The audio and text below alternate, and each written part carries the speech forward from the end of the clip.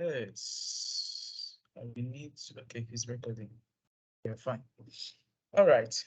Because I'm using Teams Premium, so I wasn't sure whether it's going to be recording or not. Okay. Good evening once again. This is our third week for the modern workplace, and then the title, what we are going to be talking about today will be describing the Microsoft 365 security and compliance capability. If you remember that the difference between M365 and Office 365 is Office 365 only take care of the productivity tools of the cloud SaaS application, which is your Word, your let me start with the Office apps that you're familiar with, like your Word, your Excel, the PowerPoint, OneDrive, and all of that, forms and all of that. And then it also take care of Office 365 will also take care of what your productivity services. When we talk about productivity services, you'll be talking about your Exchange Online, which gives you things like your email, like the the email platform that you are able to send mail back and forth. And then the app that you use in consuming those emails, either you consume it on the web or you use Outlook. Then you talk about things also like your SharePoint. It is a service on Office 365. All of these, OneDrive for Business, Microsoft Teams, they are all services. So they are called productivity tools. That's what Office 365 only offers you. But when you talk about Microsoft 365, now Microsoft 365 takes it a step further, like I've discussed with you guys in the past week. It takes it further, and then it says that not only am I giving you productivity tools that I've mentioned earlier, but I'm also going to be giving you devices with it. That's where you have your Windows 10, Windows 11, Windows 365, and all of that. And then I'm also going to be doing what is referred to as intelligent security, which you have like the enterprise mobility plus security tools. So we have talked about productivity tools last week, and then we've also looked a bit about the devices, which will look at the difference between Windows 365 and then Azure Virtual Directory. We took a look at that. We went further to also look at some of the productivity applications in Microsoft 365 that you use. We looked at SharePoint, OneDrive for Business, the use cases, when they're appropriate for you to use it, and all of that. But today we're not going to be going into the security. So we're going to be focusing now on the security and compliance capability of Microsoft 365. And what are we going to be learning today? Please, because I can't see you and I can't see, I will not be able to because of the way I'm only using one screen. Please, ahead of time, if you are not seeing the screen as I'm talking, please let me know. So I'm only doing the guesswork that you guys are seeing what I'm doing. So please let me know when you're not seeing the slide. So our learning part, the agenda will be to describe the services and identify the types of Azure AD. And then we will talk a bit about what Azure AD is. Describe the access management capability of Azure AD. Describe threat protection with Microsoft 365 Defender.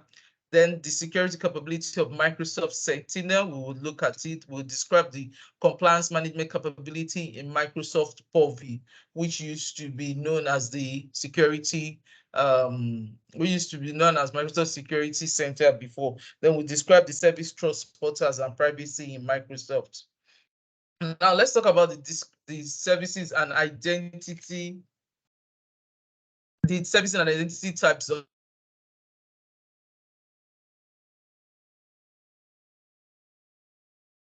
A lot of times people mix up what Azure AD is with Azure. Azure today is the cloud platform, just like you have Amazon as the platform, just like you have Google as a platform, and you can also have maybe Citrix as a platform. You can have your own private and public cloud. You know, public cloud, an example is Azure. It is not the same thing as Azure AD. But as for every public cloud, there is a way that you have to authenticate yourself. So let's start with your Gmail. When you put in your username and password, there is actually what is referred to as an identity server. Is doing what that is taking care of that captures that your username and password and verifies that you are the one that you said you are. Then it now opens up your email for you to do. So the same thing also when you're consuming any services at all, any services on Azure. Remember, Azure is a platform. Just like you have Google as a platform, but one of the services that it renders is what? Gmail. So one of the services that Azure also renders is what, let's say, Microsoft 365. But then there should be a way by the time you put in your username and password, there should be something that should authenticate you. That is actually what Azure AD is doing. So in this module, what are we going to do? We're actually going to be describing Azure AD. Then we're also going to describe the identity types that Azure AD supports. Now, Microsoft Azure AD is actually a part of Microsoft Entra. Entra is the new name now for the identity and access management solution that comes with Microsoft today. Microsoft Entra is that product family that encompasses all of what the Microsoft identity and access capability. It only just includes Azure AD as one of it. Now, like I described, Azure AD is a cloud-based identity and access management services. Now, I've described that at the point where you even coming into this Textiler, when you wanted to log in into the Teams, you remember it will ask you to use your guest account, or you can log in even as anonymous. Let's assume you just have the ID, so you log in as anonymous. But if you were added to our guest channel, it will ask you to log in with the email address. At that point, what is authenticating that email address? Remember that we sent you, if you know the process, we sent you a link to say verify your email address, your guest access. Those verification is actually done by what? By Azure AD. So the capability of Azure AD includes organization can enable the employees, guests, and others to sign in and access resources they need. Then it also provides a single identity cloud or on-premise application. So what this means is that if you have a services that you are consuming on Azure, remember, as I said, Azure is the cloud platform. Azure AD is just the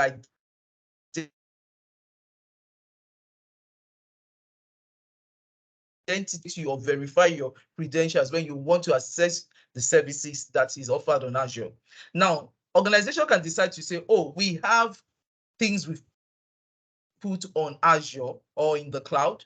So Azure AD can help us to verify it. Or they can just say, we put those on premises, we put things on premise application.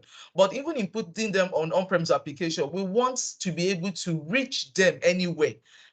So there is something they call Azure Proxy.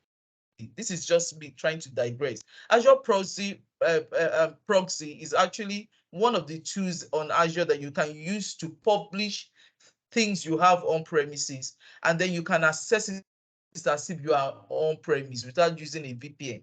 So you can, and then what you will now use as authentication at that time will be your Azure AD. So your Azure AD provides a single system for your on-premise and the cloud.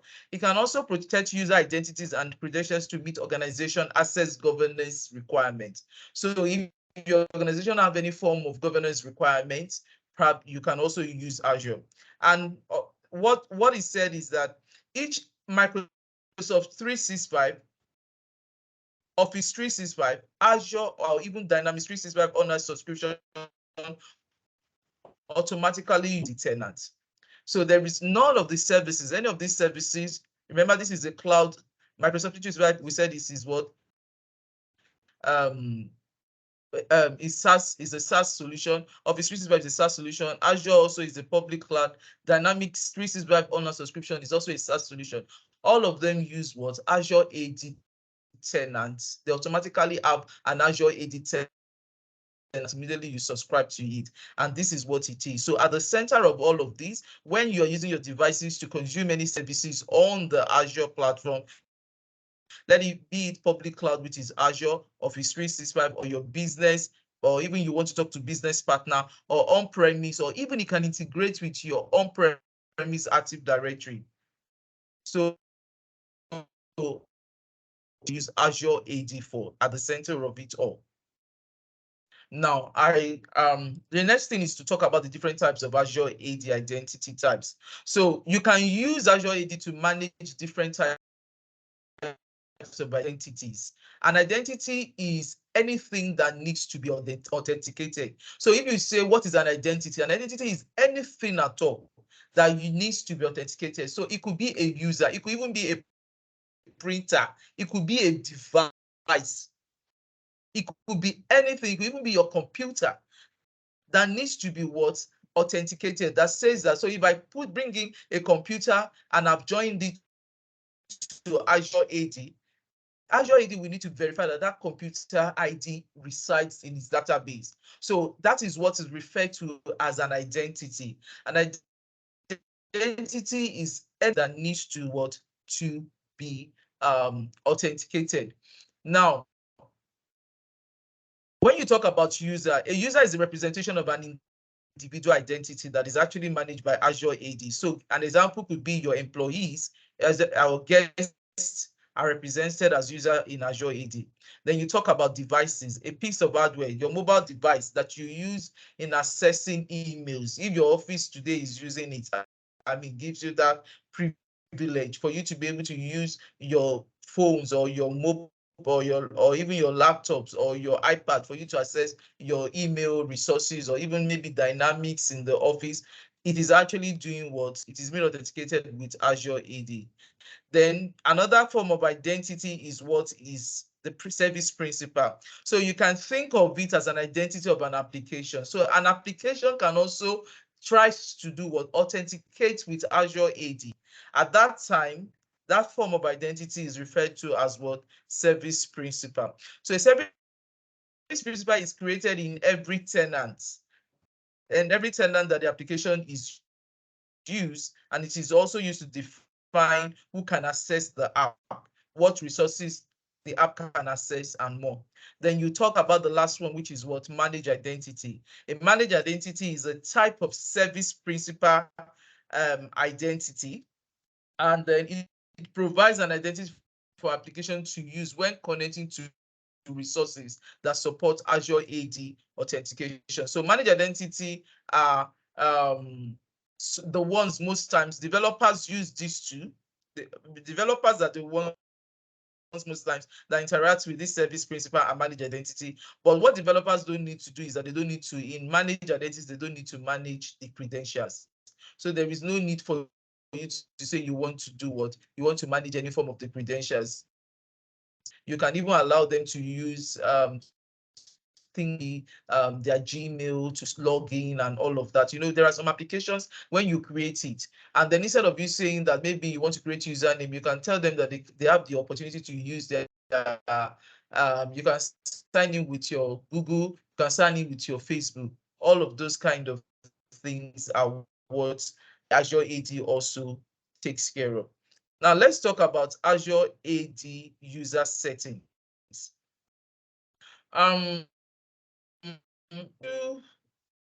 so there are two different Azure AD external. You talk about the B2B collaboration and then the B2C access management. When you talk about the B2B collaboration, it allows you to share your app and resources with external users. So in this B2B, that is what I just described. You can give them the opportunity to say, sign in with your what? With your Google, sign in with your Facebook. Maybe you can sign in with to your LinkedIn account, you know, even when an application is hosted on Azure, and then it needs verification. So you can do a B2B collaboration. So that app that is seated on your Azure tenant, however, you are sharing it with external users. So a typical example is that let's assume you build an app and then you host it on Azure. And then when you host this app on Azure, yes, you want people to be able to use it, and you want people in your organization can use it. They can log in with single sign-on with the same password and username they're using on-premise, or also they are using to access their Office 365. Maybe you put AD Connect and then you've done single sign-on. So they can access, people, your organization can access it freely like that. But you also want people outside the organization to access it. At that point in time, you are doing what is called B2B collaboration. Share your apps and resources with external users. However, you're giving them now the flexibility that they can actually do what they can actually use their own tenant ID, their credentials, or they can use any third-party credentials to access it. So that is what is a B2B collaboration. A B2C access, which is B2B is business to business. Let me say that. Then a B2C is business to customer. So a B2C, which is business to customer, is an identity management solution for consumers and customer-facing app. And that is in that same scenario also, you can create an application and post it and host it for people, thousands of people from different places to actually do what? To consume it. And then with that, you do a B2C access management. The same thing applies there. They can also sign in maybe with their own Active Directory account, or they can use their own Facebook and all of that also. Now, there are different types of identities when it comes to the cloud. One is the hybrid identity, where you have a user identity, is a common user identity for authentication and organization of all resources, regardless of where they are. So I'll say this, let's assume you have on-prem. I don't know how many of you know Active Directory on-premise. I don't know any one of you that knows Active Directory. Maybe you don't know. If you know, a little bit of a background is that today, on-premise, when you go into your company, you enter your username and password. There is something, if there is an Active Directory on-premise, that is actually doing what? Authenticating you to say, to accept that login details you put. Something is actually authenticating you. And what authenticates you is what we call on-premise Active Directory, which is here. So you can see this is an on-premise environment. You can see devices, users, they log in. Now you move to the cloud, Office 365. Remember what we said in Office 365? We said Office 365 has its own what?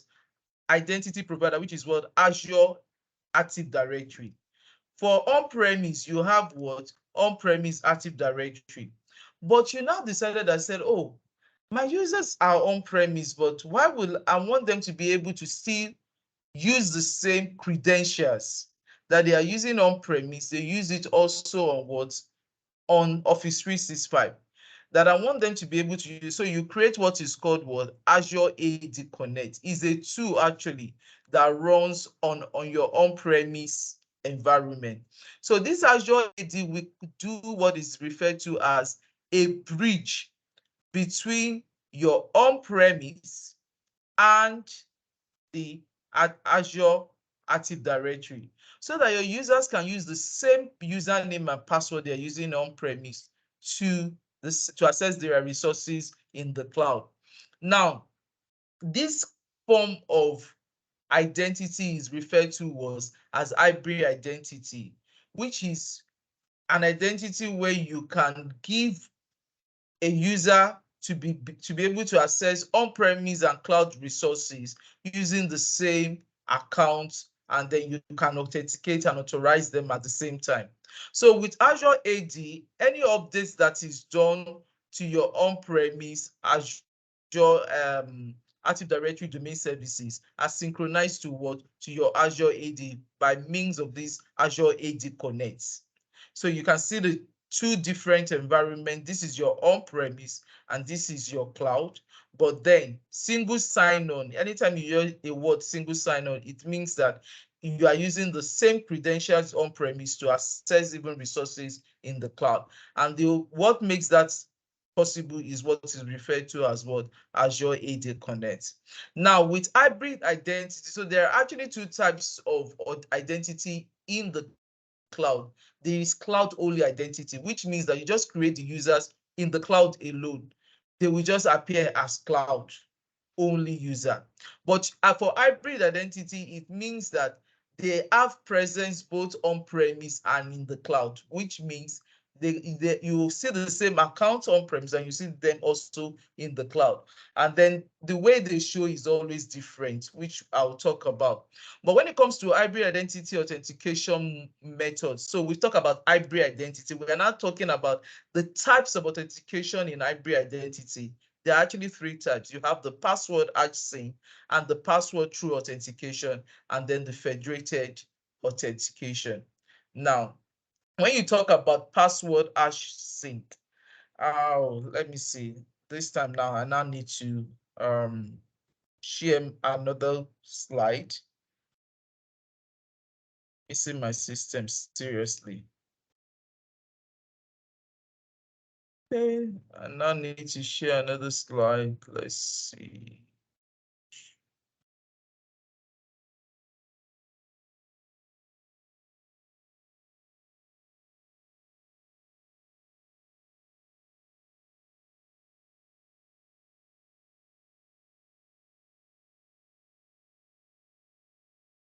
Sorry.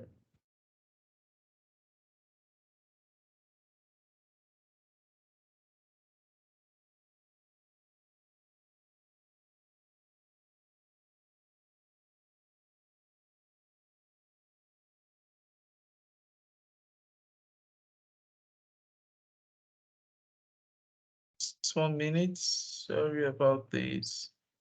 Oh, I don't have the rights. Hello, can you still hear me?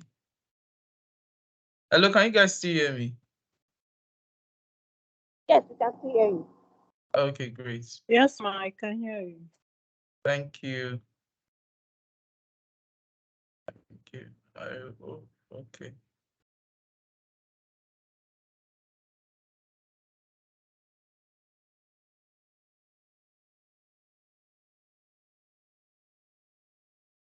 Yeah. Let me rather use this and then I will be moving in between my slide.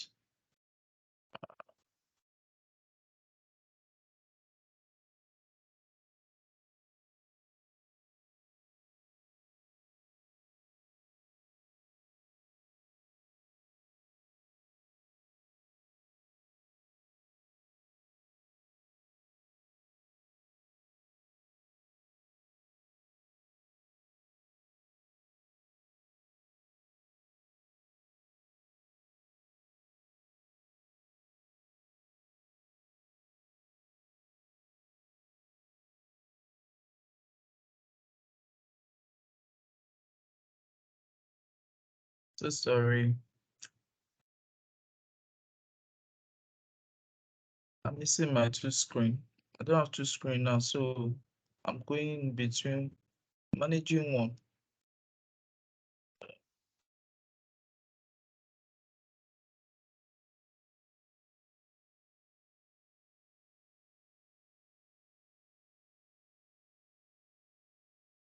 Okay, because I wanted to break it down for you very well. So I don't want it to be as if I'm just giving you I mean there is not much content in this. So let me share my whole screen. I want to give you more content to what I'm saying.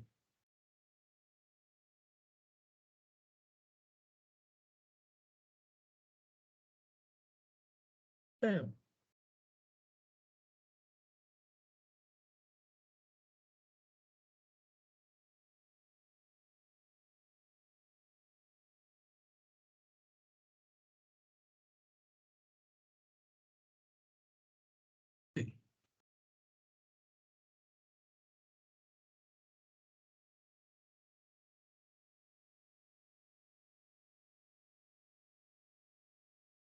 So I think I've spoken about hybrid. So when you talk about hybrid identity, which is what I've spoken about before, refers to a scenario where an organization users have identities both on-premise, Active Directory, and then on Azure AD. And the whole purpose is for them to be able to access both on-premise and cloud resources using the same set of credentials. Now, I've spoken about when you talk about hybrid identity, another thing you need to have at the back of your mind, that directory synchronize, that process of you using the AD Connect actually for you to say you synchronize the on-premise users account and attributes with Azure AD so that they can access resources with their own or existing on-premise is actually the process you call what directory synchronization. And then I've already told you the tool that you can use to do that is Azure AD Connect. So when we talk about hybrid identity and directory synchronization, some of the security compliance and security and compliance requirement would be things like multi-factor authentication and then the kind of data residency you're looking at. So let's talk about hybrid identity, which I have spoken to you about. Like I said, I just want to touch it because on this particular slide, it's more broken down. Hybrid identity, you have users accounts originate from an on-premise Active Directory domain services, and then you have a copy in Azure AD tenant of maybe the Microsoft 365 subscription. It could be any other subscription. It could be a Dynamics 365 subscription, but because our subject right now is on M365, so we will focus on it. And with hybrid identity, on-premise Active Directory. So when you see this word, Active Directory Domain Services, that is ADDS, Active Directory Domain Services is actually the authoritative source of account information. So in an hybrid environment, hybrid identity, what you find that is that the person that owns the account information, or let me not say the person, the environment that holds the account information is actually what your on-premise Azure Active Directory. And most times the changes only flow in one way. So you can only make changes on-premise, and that changes gets replicated now to your Azure. And then changes that you made, maybe if you make any changes to any of the users' accounts in the cloud, they don't get synchronized back to on-premise actually, because it is only a one way. Yes, someone saying something. I hope you can see my slide. Hello. Hello. Yes, ma'am. Yes, we can see your slide. But what slide are Yeah, you we are seeing? Is seeing it hybrid identity you are seeing? Yes, Okay, hybrid yes, identity. yes. okay, great. Now, I've already talked about the components of hybrid identity. You will find out that you have things like Active Directory domain services, then the service running Azure AD Connect, then on-premise users, and then a copy of the account is already on your Azure AD, where M365 can also leverage on. Now, when you talk about the authentication types that you have on hybrid identity, uh, hybrid identity is further divided into two authentication parts. So you have what is called managed authentication and you have what federated authentication. Now, managed authentication is further divided into two, which is what the password hash synchronization, where Azure AD is the one performing the authentication itself. We will talk about what it looks like. Then the pass-through authentication, where Azure AD has the Active Directory domain services, that is your on-premise Active Directory, perform the authentication. So the difference between the password PHS for short and PTA, which is pass-through authentication, is that in PHS, Azure AD itself is the one performing the authentication. So every of your credentials you type in at that particular time is actually being verified by Azure AD. But when you talk about the pass-through authentication, the word verifies your identity or your credential at that time rather comes back towards your on-premise. Then on-premise Active Directory. Then in terms of federated authentication, they are actually used they are all actually used for very big enterprise. So you can, with federated authentication, your Azure AD redirects the client computer requesting authentication to another identity provider. So it's like you do a proxy, a kind of proxy. You say, oh, your Azure AD, instead of it coming directly to your on-premise AD to request, it goes through an identity provider who only interface with your on-premise AD. So your federated authentication does what is a form of proxy request on behalf of Azure AD. That's the best description I can give it. Now let's talk about Azure AD directory single sign-on. Now with single sign-on, Azure Active Directory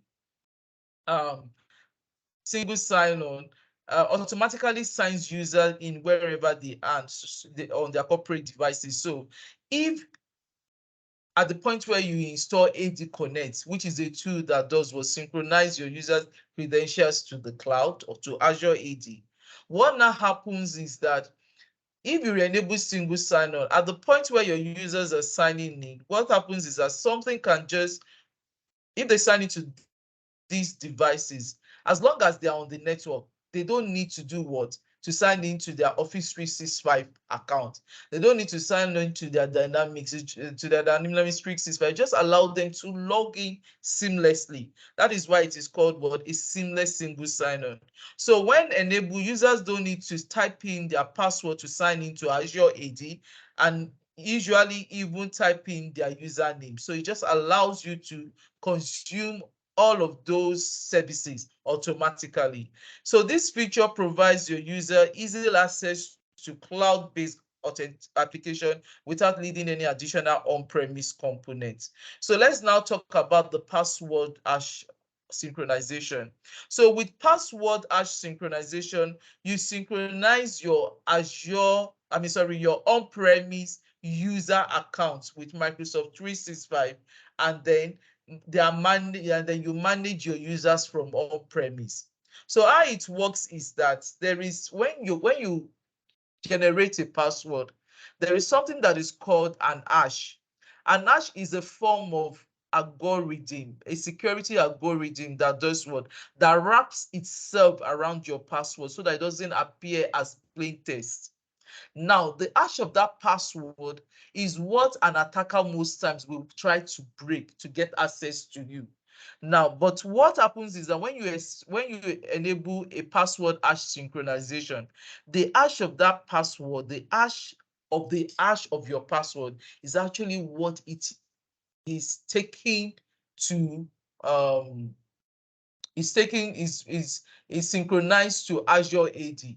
So when you type in your password, when you want to use M365 and you type in your username and your password, what Azure AD will be looking at is that the hash that is stored with me, does it correspond with the hash that this name, let's say olajumoke@techstellar.com, I'm putting, does it correspond with the hash that is stored in my own database? Azure AD is looking at it. So at that point, when it looks at the hash that is coming from my on-premise when I put in, and it sees it's the same thing, then it allows me. So you see the reason why they said with password hash synchronization, it is Azure AD that is actually doing that is doing the verification. So the hash of the user password is actually synchronized from your on-premise Active Directory to Azure AD so that the user can use the same password on-premise and in the cloud. And it is actually the simplest way to enable authentication for on-premise identities in Azure AD. Now, how it works is a little bit of, I've already said it before. it may not be so complex. So let me see. Let me grab these. So let's see. So how it works is that this is a Windows Server 2019 domain controller. If you know what a domain controller is, a domain controller is an identity server. It's actually what does that your on-premise Active Directory domain services runs on. So a Windows Server, let's say you have a Windows Server 2019 domain controller. Now it will request a unique code password. All of these are algorithm. Now this password is done what? It is the hash of that password is given to what? To Azure AD.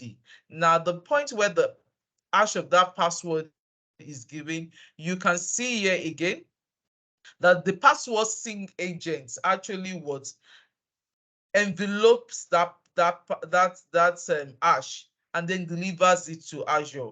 Now, I don't want to give you too much of technicality on it, but the whole essence of it, the simplest way on it is that hash of that password is what is verified by Azure AD, and then you can now see that the user is able to sign in to access any services it wants to. Now, the second mode is what the pass-through authentication. Now, with the pass-through authentication, it allows your user to use a simple password, but the difference right now is that agents will be running on both, will be running on your AD Connect, and then will be running on your Azure, on your on-premise domain services, the Azure domain services. Unlike this other one, the agent is only running on AD Connect. In password hash synchronization, an agent is only running on what? On your AD Connect, and is only communicating with what? With the domain controller, and then speak with Azure AD. But in pass-through authentication, there is an agent that is going to be installed on your Active Directory domain services. And that agent is what will communicate with your Azure AD Connect. And when you input your password, Azure AD Connect will speak back and say, okay, via that agent, let me be sure that my on-premise, the password that is supplied to this user, I want you, on-premise Active Directory, verify that this password is really what is the user's password. So in other words, Azure AD does what? Hands off the verification of the password. Unlike the password hash, Azure AD is the one doing the verification. But for pass-through authentication, it will do what? It will send that request back to your on-premise. And when on-premise has verified it, then it can allow the user to log in. So with pass-through authentication, it allows your users to sign in into both on-premise and Microsoft 365 resources and application using their on-premise account and password. So this configuration validates user password directly against on-premise Active Directory, and it does not store the password hash in Azure AD, unlike the former one. So why I'm stressing this is because these are exams question. The question is that even sometimes in interview, people ask the difference. And if you are someone that knows, you'll be able to explain it better to say, oh, the difference is that password hash synchronization stores the hash of the password in AD, while pass-through does not store it.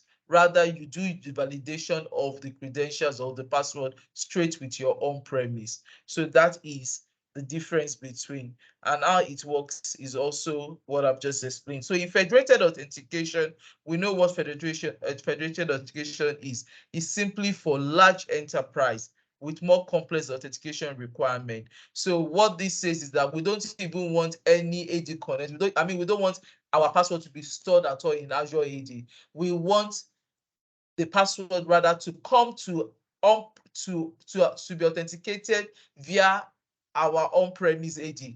But then we don't even want you to hit our on-premise AD. They are telling Azure AD, we don't even want you to hit our on-premises. So first talk to our on-premise AD through us. So you have what is called like a federated server, I mean a Microsoft Federation server, sorry, a Windows Active Directory Federation server, you will install that server, and then that server will be the one to talk to Azure AD, and then it will be the one to only do what the verification. It will do the verification on behalf of your on-premise. So not Azure AD does not even have any business at all talking with your on-premise AD. So that's the way federated authentication is. Actually very expensive. It is very, very, very secured. It's the most secured. If you have any regulatory kind of requirement, it's the best to use. However, it is very expensive because you have to consider having nothing less than 4 servers for you to be able to implement it, even in a highly available mode, if you want to have one single site. But if you're looking at having it in multiple sites, you may not be able to use nothing less than 8 servers. So it's actually very expensive. And like he said, it is only for very large organizations with more complex authentication requirements. So where are the scenarios you will have need for all of these? Let me bring my my stuff again. Okay, so what scenario will you need this? So if you feel that if your requirement, when you're sitting with a customer, probably maybe you are trying to get to know when they will need each of these. You can ask questions to say, do you need to sync your users, contacts, group accounts created in your on-premise Active Directory to the cloud automatically? If they say yes, then you know that your password, hash synchronization, and single sign-on is what you should enable. Then you have PTA also supports it. ADFS also supports it. Then you ask, do you want to set up tenant for M365 IB scenario? You can see the 3 of them supports it. Do you want to enable your user to sign in and set cloud services using their on-premise? The 3 of them supports it. Now, do you want to implement single sign-on using corporate credentials? You can see that the 3 of them also supports it. But if you're asking the customer say, I do not want my password hash, any password hash to be stored in the cloud. Then you can see that this is PTA and it's ADFS.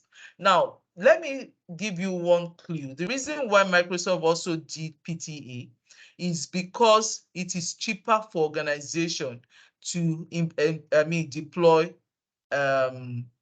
deploy instead of ADFS. So before now, we used to only have PHS and ADFS.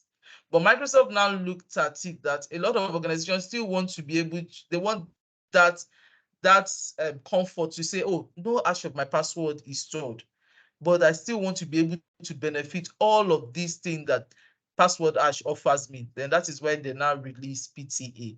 So if the customer is telling you they are very small organization, but they don't want their password to be stored, then you give them what? PTA.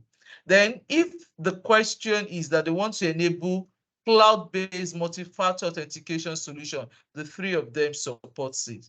But if they say they want to enable on-premise multi-factor authentication solution, the only one that supports it is what? ADFS. You can see that PTA does not support on-premise. And then if you want to use smart card, maybe like your Entrust, your Citric, all those smart cards with that you want them apart from another level of authentication, you now want them to use their Entrust, what was the other one? I know dual card, all of those smart cards. You can actually use what? ADFS with it. So I'm going back to the other slide. I'm now going back to the other slide. I just want to like I said, I just want us to quickly. So I've explained password hash synchronization. Now let's talk about conditional access and its benefits. Now, conditional access is from the word condition, is the if or and kind of. If something happens, then you trigger this action. So what does conditional access, what does it do? It helps you to be able to put a kind of regulatory, or how will I put it, a kind of control, that's the word, a kind of control in place for you to say, if a particular user or is accessing my resources from this location, then you can tell this user to do what? To verify his authentication, maybe in another way. So you should give me another level of verification. So that is a second level of verification. So conditional access actually are made up of two things, which is conditional access signal and access control. So the conditional access signals are things like your user or group, named location, devices, application, real-time sign-in risk detection, cloud apps or action, and then user risk. Remember what I said. If this user is signing in, let's say Olaju Moketoriola is signing in from Russia, which is a high-risk environment, ask her to do what? Verify. That is when the access control. The access control can be block her access, grant her access, or require her to provide more conditions to be met before granting access. So what could be the one or more condition? You can ask me to require me to do what? Do MFA again. Verify your access, even when I have logged in initially. Or if not, if my access is not, then I can also put conditional access to say, oh, if I am signing in from an high risk environment, so it's not possible for me to sign in now in Nigeria and in 30 minutes my location is showing Russia.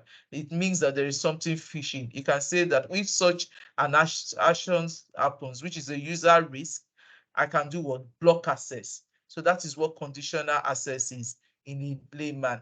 Just to explain it, it puts a form of control that if an action, if a signal is triggered, then you do what? Trigger this form of action for it. So just trying to explain it. Now, when you talk about condition access, roles and role-based access, there are two different, I mean, Azure AD roles and role-based access. You can manage your resources on Azure AD by doing what is built-in rules or using custom rules, or you can actually create different kinds of roles in Azure. You can be Azure AD specific or service specific or cross service, and you can do what? Only grant the access to users when needed. There is something that is called just-in-time access. Just-in-time access will only give somebody an access when it is needed. So you look at things like privilege identity, which talks about if somebody just needs to, I just want to elevate a user probably maybe for 2 hours. I want that users to be able to act in the capacity of an help desk. So it's only 2 hours. I'm just elevating the users for. So those are the different kinds of identity rules you can create. Then let's talk about threat protection with Microsoft 365 Defender. Now, Microsoft 365 Defender coordinates the detection, prevention, investigation, and response to threats. It also protects identity, endpoints, apps, and email collaboration. And the whole essence of the whole experience that you get with Microsoft 365 Defender is that you have Microsoft Defender for Identity, which controls identity, because with the advent of cyber attacks, your identity is your credentials. And that credential, where do you use it? You use it on what? On endpoint, which is referred to as what? Devices. Your endpoint is devices where you are going to. And what are you trying to get on those devices? They are applications. So you see, because Microsoft 365 Defender services, it takes care of what? First, your identity. It takes care of the devices where your identity will be imputed for you to use it. Then what are you trying to use? When your identity has been verified, it means you're authorized to access the apps, the application. So you have Microsoft Defender for cloud apps. This is actually taking care of applications in the cloud. And then you have what? Microsoft Defender specifically for Office 365, which only takes care of email and collaboration tools. So you see, Microsoft Defender for Office 365 covers one, threat protection policy, where and then where you do what is called save attachment, save link, save attachment for SharePoint, OneDrive, and Microsoft 365, anti-phishing protection, and real-time protection. So let me just stay a little bit on what save attachment is. Today, with Microsoft 365 Defender for Office 365, if someone sends you an email with save attachment, it will scan that attachment. If the email has an attachment, it will scan the attachment and be sure that there is no malicious link or that has wrapped itself around the attachment. So it scans it. It can even deliver the body of the mail for you while it is still scanning the attachment based on whatever you put on it. Then you have save link. So if the email that is also sent to you in your email, or maybe even with Teams or anything, it will check those links also that they are saved, so that it is clean, it is not malicious. So you have save link and save attachment, not only in your Outlook, you have it on SharePoint, you have it on OneDrive, and you have on Microsoft Teams. Then you know what anti-phishing protection, what phishing does also, where somebody actually pretends to be you or sends a mail that looks as if pretending to be from a right source when they are not. Then you see real-time detection. Then again, the other thing it does what it does reports.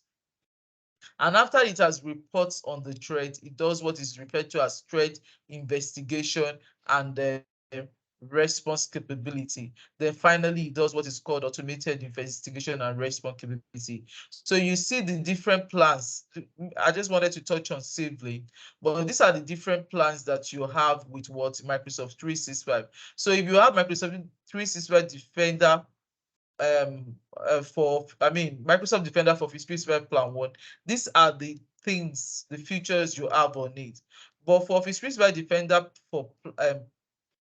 for Plan 2, rather, you have both everything in Defender, in Plan 1, with threats trackers, Threat Explorer, automated investigation and response, attack simulation, and then you can also investigate your incidents and alerts.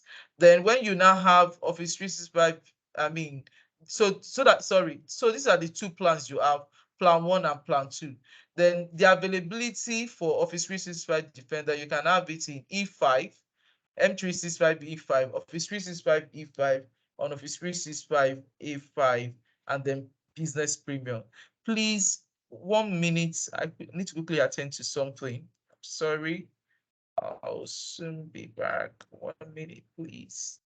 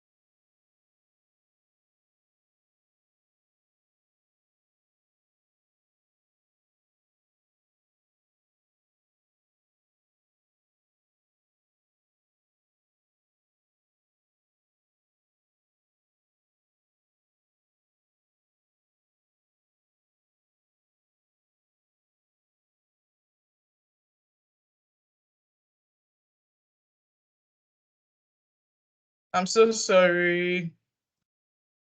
All right, so let's talk about Microsoft Defender for endpoints. Remember, that is for what? For your devices. Okay, so for Microsoft Defender for endpoints, the platform is designed to help enterprise network protect endpoints. And then with it, you have threat and vulnerability management, attack surface reduction, next generation protection, endpoint detection and response, And then you have also automated investigation and remediation with it. That is what the Microsoft Defender for Endpoint is for. Now let's look at Microsoft Defender for cloud apps. We said Microsoft Defender on its own is a suite. Now you have Microsoft Defender for Identity, which takes care of your identity. And with identity, we see what we have there. Identity is the one that's going to take care of things like the users and all of that. But now we've also looked at the one for apps and for endpoint. Now we are on the one for applications. Now Microsoft Defender for Cloud App provides rich visibility to your cloud services. It controls and then control over data, travel. It has a sophisticated analytics to identify and combat cyber threats across all your Microsoft and third-party cloud services. So the framework is such that it discovers and controls the use of shadow IT. It protects your sensitive information anywhere in the cloud, and then also helps you to protect against cyber threats and anomalies. And then you have Office 365 Cloud App Security, Enhanced Cloud App Discovery in Azure Active Directory. So you can actually see the cloud discovery and you can take actions as you want to.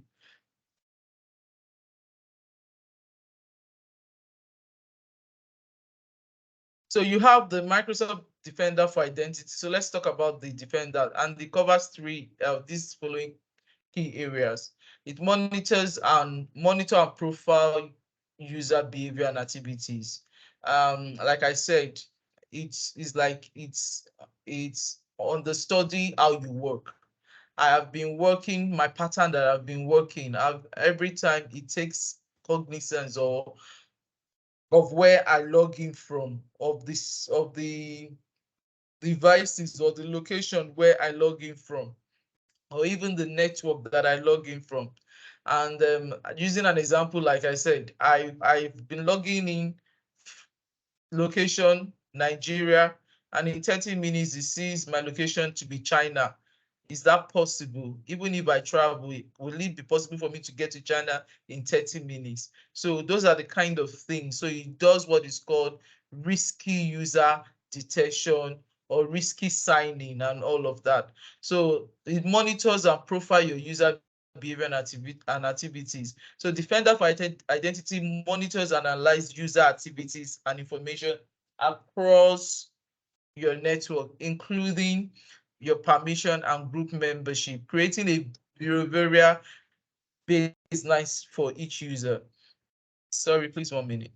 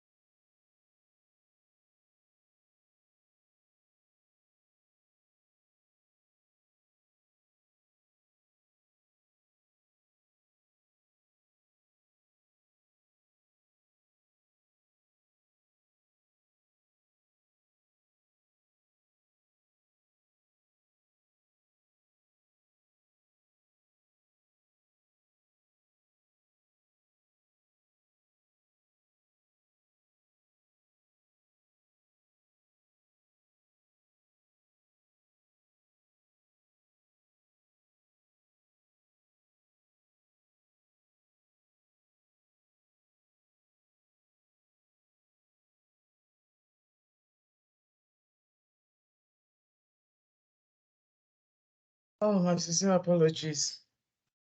It's been a tough day for me. Okay. Oh, I sincerely apologize. So, another thing you can do with Microsoft Defender for Identity is that it protects your user's identity and reduce the attack surface.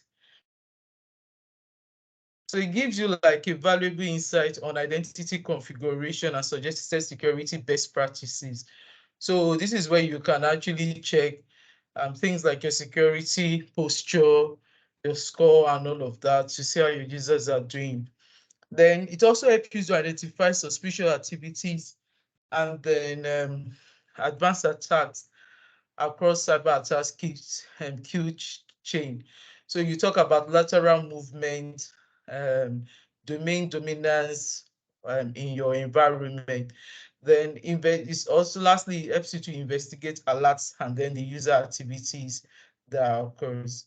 Then the Microsoft 365 Defender Portal is where you actually do a lot of the you investigate, and then this portal is where you do a lot of um, incidents and alerts, hunting, investigation, the hunting, the action setup, threat analytics. You do secure score. You can also learn. You can see all your devices, the emails, and the email reports, the usage, the permission and rules. So your Microsoft 365 Defender Portal combines protection, detection, investigation, and response to email, collaboration, identity, and device threats in a central portal. That's where you do all of these. Then you have also the Microsoft Secure Score, which is what does what is a representation of your company security posture. So it shows all the possible improvement for the product, whatever the license, edition, subscription, or plan. It also supports recommendation for M365, your Azure AD, the Microsoft Defender for Endpoint, Defender for Identity, and Microsoft Defender for Cloud Apps. So you will see what Secure Score looks like. Maybe next week we'll show all of this. Then you have security capability of Microsoft Sentinel. Now, what is Microsoft Sentinel? If you have ever heard of a SIEM solution, a SIEM solution is a security incident and event management solution. So let's talk about the difference between SIEM and SOA, which is a security orchestration automated response. A SIEM system is a tool that an organization uses to collect data from across the whole estate. When I mean estate, your organization estate, which includes the infrastructure, the software, and resources. And what this tool does is that it does an analysis of all the logs that it collects from every of these estates, and then looks for correlation or abnormalities and generates alerts and incidents with it. On the other hand, the security orchestration automated response takes the alerts from this scene and then trigger an action-driven automated workflows and processes to run security tasks that mitigates that issue that has been raised. While this takes all of the logs and then generates alert, your SWA or your security orchestration automated responses or does what? Trigger an action-driven automated workflows or processes to run security tasks that mitigates that issue that has been raised by SIEM. Now, your Microsoft Sentinel is actually a SIEM and at the same time a SOA solution. So it provides an integrated threat management. It collects data at cloud scale across all your users, your devices, application, and infrastructure, both on-premise and in multiple clouds. So the beauty about Microsoft Sentinel as a SIEM solution is that it is not only collecting data from maybe all your devices or your cloud devices or even the ones that sit in your on-premise. And then so it's not only taking it, maybe say, oh, those devices were only on Azure. It takes it also from places like Amazon, you only need to do what? Install or create connectors for you to be able to query whatever resources you have in on other clouds, and then you can collect data from them. Then it does what? It detects the previously uncovered threats and minimize false positive using analytics and unparalleled threats intelligence. Then it does investigate threats with artificial intelligence and all suspicious activity at scale.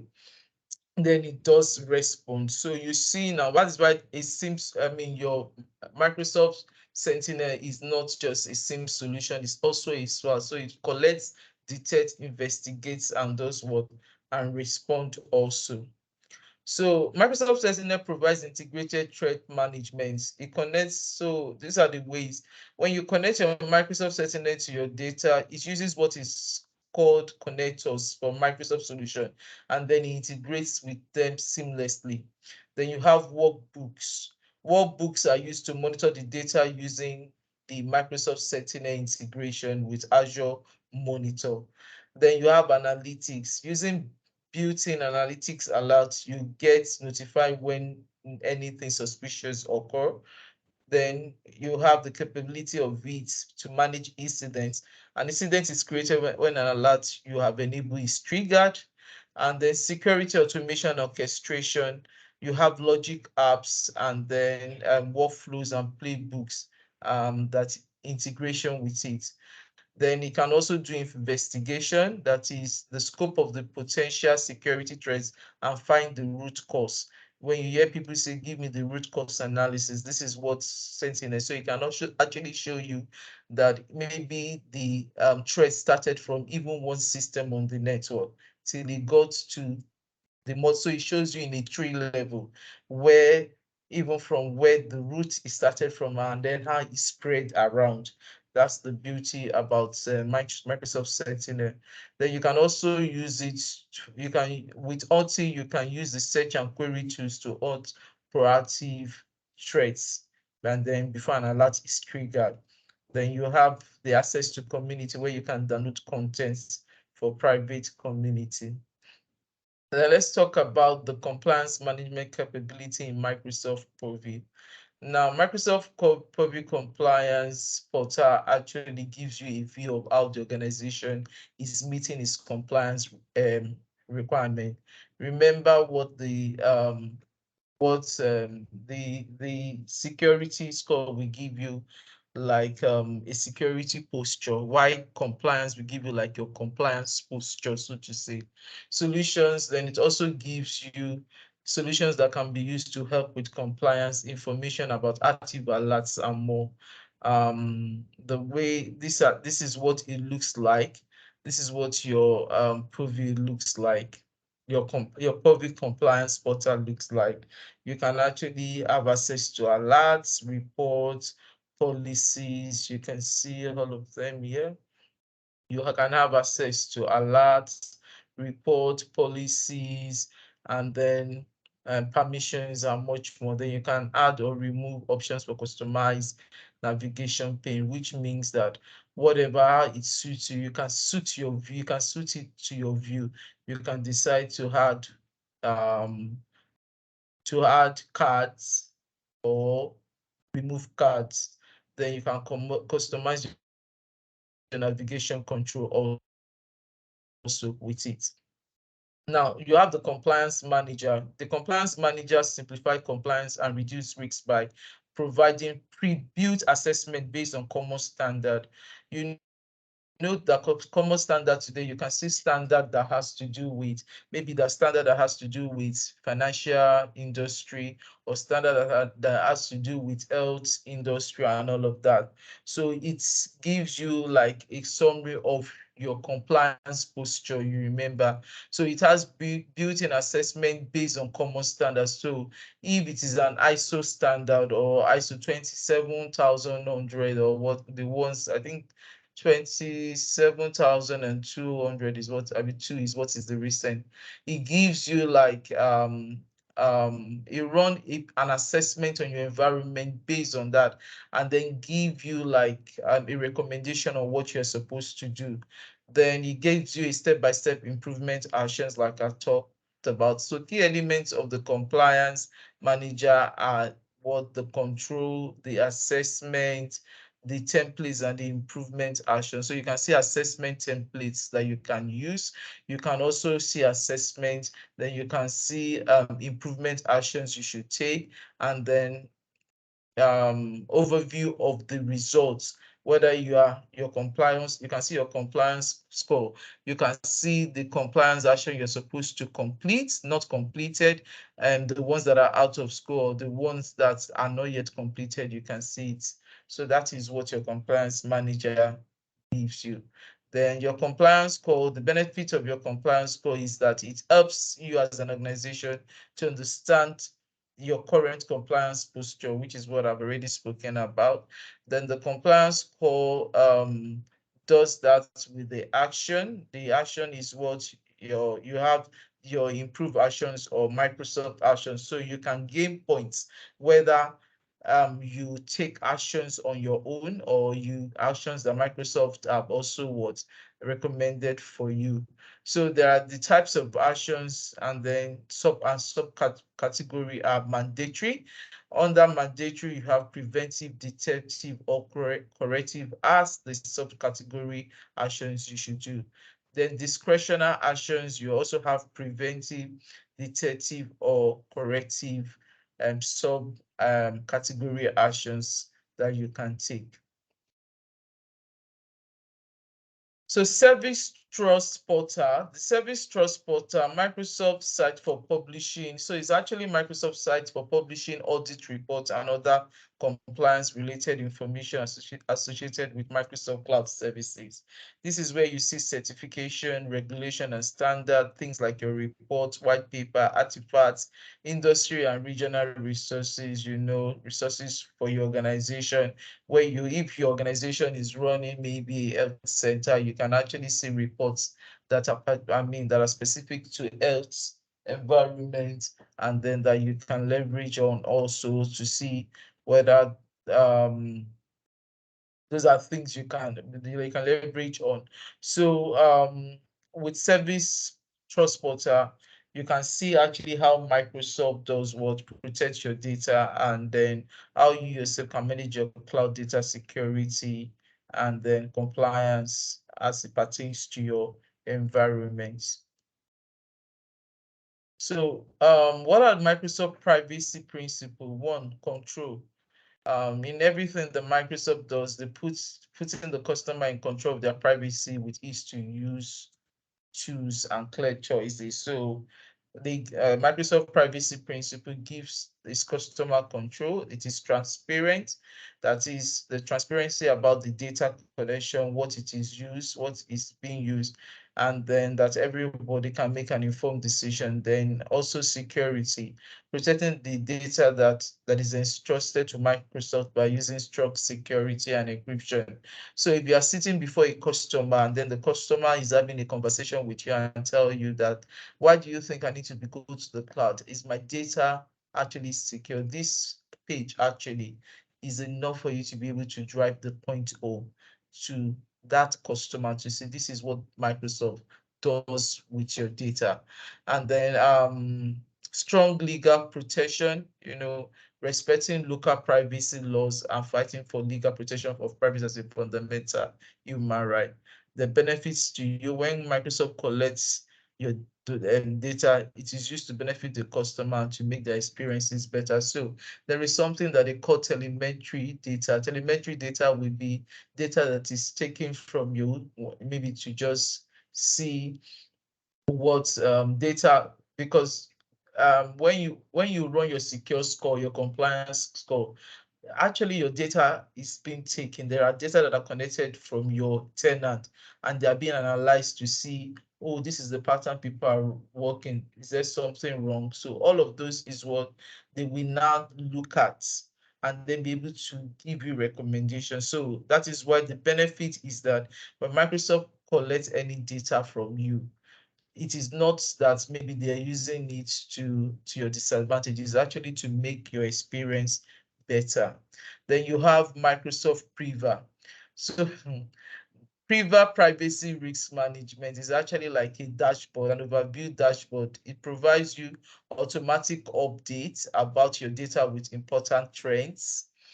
Data Profile provides a snapshot view of the personal data your organization stores in Microsoft 365 and where it lives. You can set up policies that identify privacy risks in your Microsoft 365 environment and enable easy remediation. So this is what your Microsoft Priva also looks, is another form.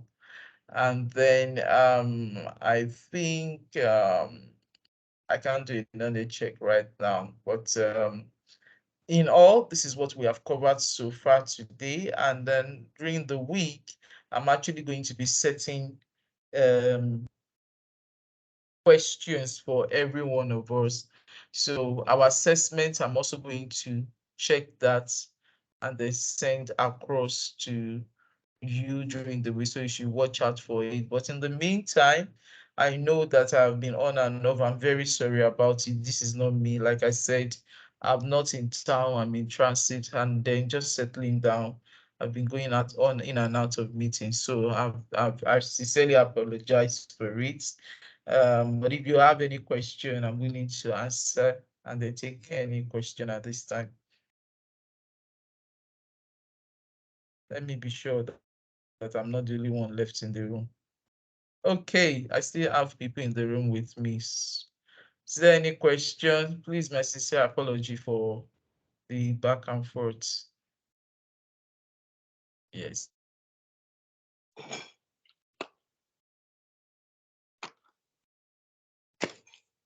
Any question? Yes, sir. Yes. Thank you so much for sacrifice, for this privilege that you have given unto us, and the sacrifice of your time. We are very grateful. So, number one, though, Welcome. if I have any question in the previous or whatever, maybe by the time I'm reading over, how can I get access to you, to check, to ask those questions that I want to ask?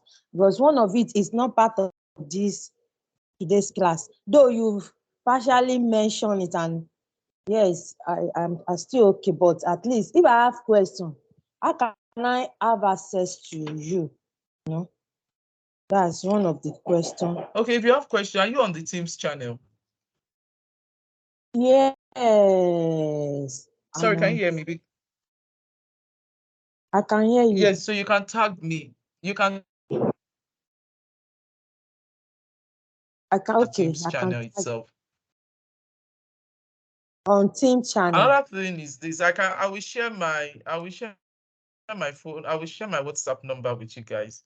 So anybody, you guys can reach me on my WhatsApp number if you have any question. But if there is any question that you want to reach that is pertaining to the class, I would also like you to post it in the Teams channel where it can be beneficial to every other person, or even on what's the name? Even on Discord. That can help me to respond to everybody, and then people can also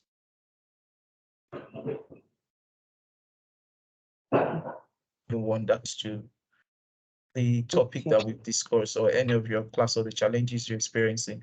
But if it is probably you feel you want to talk to me on one-on-one, and if you can, and most times, if you the chats on the Teams channel, maybe not on the Teams channel, if you select chats and you start chatting with me, I will see that chat personally. So if not, you can reach out to me on my WhatsApp. Okay.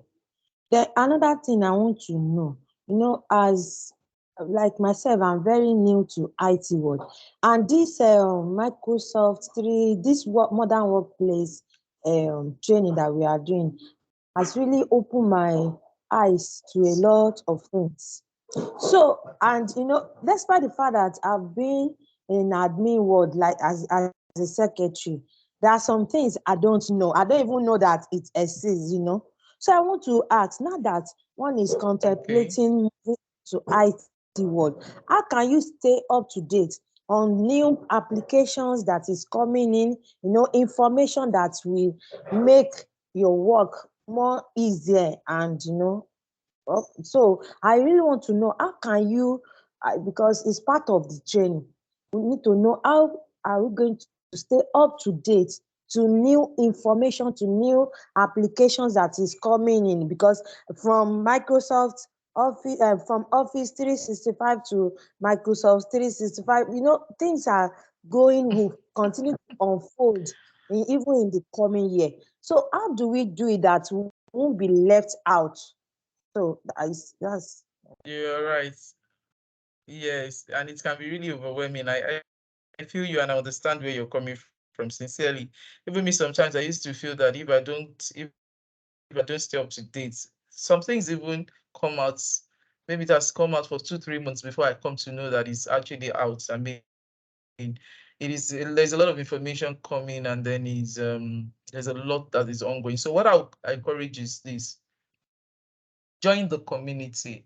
I don't know whether you belong, apart from the textile community that's I'm also a co-founder of. I also lead the Nigeria M365 community. So I don't know whether you're part of that. What we do, we meet every Saturday also, but the truth about it is that I think I'm being partial when it comes to textile, because we do break a lot of things down in textile, unlike in the Nigeria, because I want to believe those are people that are using the resources. Yes, we do break it down also, to be honest, but I mean, we break it also in the M365 community also. But in textile, maybe because I look at a lot of you coming up that you're actually very new to it, so I take more time, unlike, because this is not the way I take so much time with the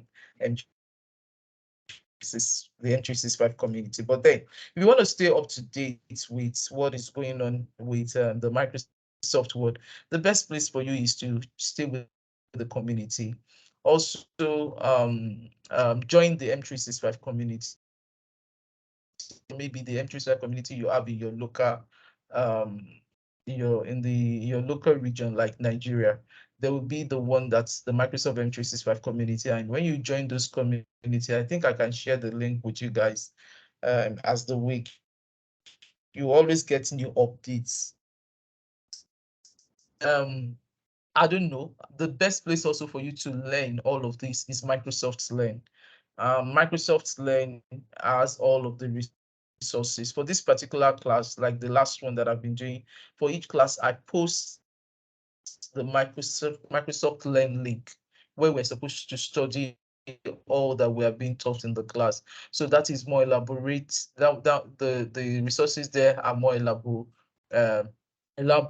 and you can get more information from it. And also take time to attend any, so let it not just be M365 webinars, meetups, any meetup or webinars. One of the things that I used to tell myself is that it reduces my learning curve. So it's also important that myself also I keep up to date. So when I see opportunity for me to join any webinars or any meetup that people organize, when I join it, I will hear new things. So those new things, okay, because I've heard it, it reduces my learning curve for me to now go and discover it. So whatever that is said in those meetup, by the time I now go and read, it's so, like I said, my learning curve is a little bit now shorting, because I've already got some information from people. So what I'm doing is less of information I am gathering to take for myself. So that's one of the things that we encourage you to do. Meetups, when you see, do not take it there. More importantly, practice. So let me see if I can bring up Let me see if I can bring up. Okay. I want to see if I can bring up the, as you talked about. So I'll show you that there is a lot of trainings you can actually use. And there is a lot of free resources from Microsoft where you can get up to date. I'm going to share my screen. So if you have also done what we did the last time, I talk about the Microsoft 365 portal you get. So this is my Microsoft 365 portal. Let me go on back. So if I go into the admin, and if I go into the admin center, in the admin center, I talked about where you can find trainings and guide. So you can see this is my Microsoft 365 portal. If you've signed up for it, just click on admin here. If it does not load, you can click on this square, you will see admin. When admin opens in the new tab for you, just scroll down. This is what your admin page will look like. Then you can scroll down and you will see training Hello, ma'am. guides I and for can't see admins. anything on the screen. Oh, is it for I everyone? can see it. I can see. Okay. But you can see the trainings. Who Can is see as speaking, well. please? I've even gotten to this Okay, I side. can I've see it opened now. my Okay, great. 365. I've gotten to this. So you can see training for, yes. So you can see trainings for admin. It will open for you. You as an administrator, if you want trainings for your users, you can see trainings for users. So you can see trainings for admin, see all of the resources for overview of Microsoft 365, how to change a username of email and password. What is Microsoft 365? What's Microsoft, turn on how you can turn on multi-factor. And they are very short videos that now is very easy. If you want to get started with Microsoft 365, this is it. You can pick on this and then you can check all of it. If you want to know how to install Microsoft 365 apps, turn on so you can see apart from you going. Then if you now want trainings for your end user, these are trainings for end users. This one, you can even use it. You can become a champion in your own place of work to start saying you are creating tips for users. You see, learn the basics. Go on quickly. This is for end users. For end users, you can give them, you can, these are infographics. With infographics, you can see 3 secrets in PDF. You can try it yourself and then send it like a tips to your users and then make it look like you've known what to do. You can see things you can do. Maybe make Outlook work for you. The first step to organize your inbox, and then you send these tips regularly to your users. Everybody's thinking because these things will give you step by step. You yourself can practice it, and as you are practicing it, you're sending the PDFs to your users. It also will give you what like a feel of recognition and relevance in your place of work. So for you to know it is actually, like I say, just look at, there are a lot of topics that Microsoft has given you. This is like a 26. If I click on this one to say play now, sorry, no, I want to skip it. So you can see this one talks about Microsoft 365. They are very short videos.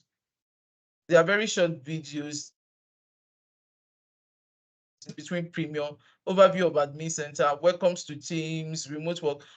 This may not work for you, but when you go to Microsoft Learn, like this now, this Microsoft Learn today is what we use. This is part of the topics we use for Azure Active Directory. This is the topic. All of this is what I'll paste for you at the end of the day in our channel. So you click and continue to learn. At a point, I did a challenge. I organized a challenge for, let me see if I can see that challenge information. I organized a challenge for under 30 days. If you can do that challenge for MX 900 for the M365 community in Nigeria. It just ended April last. It just ended April 30th. What am I talking about? Sorry, March 30th. We're in April. Just ended in March. So, but you can still go into the challenge. The way I curated the training is that those training are the ones you need to get you from beginner to at least middle, intermediate. From there to middle, at least even if you can finish the beginner course, you can be sure of doing the first exam.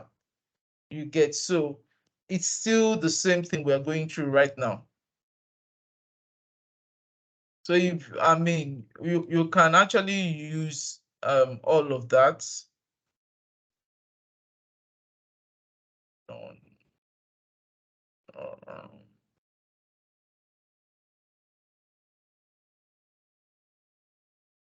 So even me myself, like I said, I am learning. I'm just catching up with a lot of the things. Now we're starting to learn Office M365. They brought in Entra. Entra has not ended. They brought in Poppy. Poppy has not ended. They brought in Priva. I mean Priva. Priva has not ended. We've gotten Viva. Viva, you know, a lot is coming. So you just need to come up to speed and read. And like I said to people, if you're in the bus and you're not the one driving, the frustration of the traffic of Lagos can be overwhelming.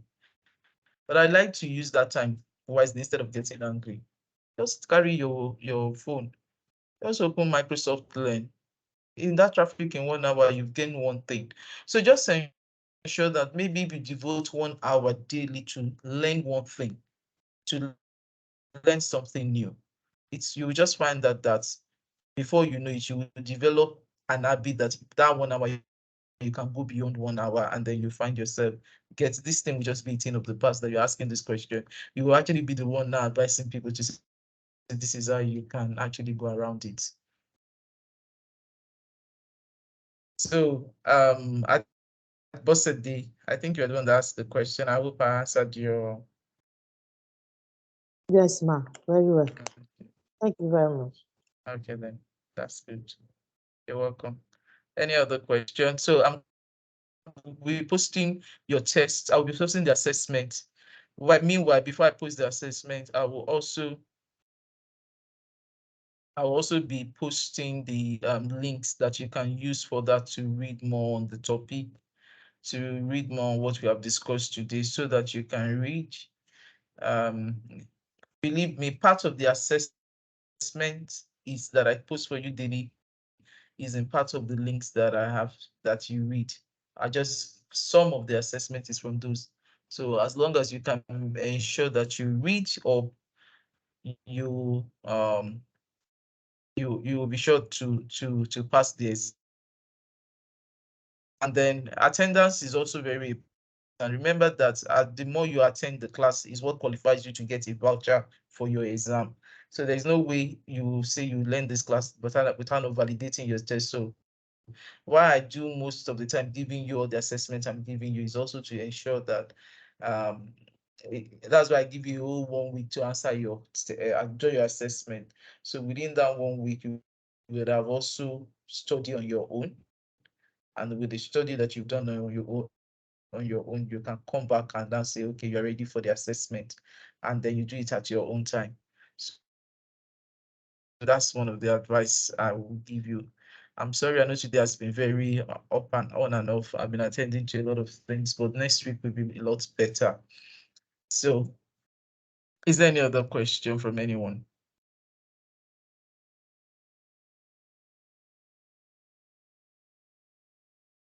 Hello?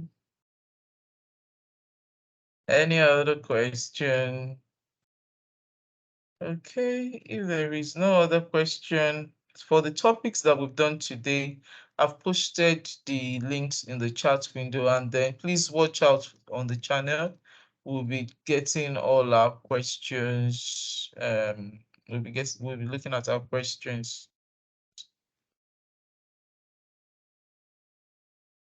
We're Not assessment, sorry. All right, I need to run.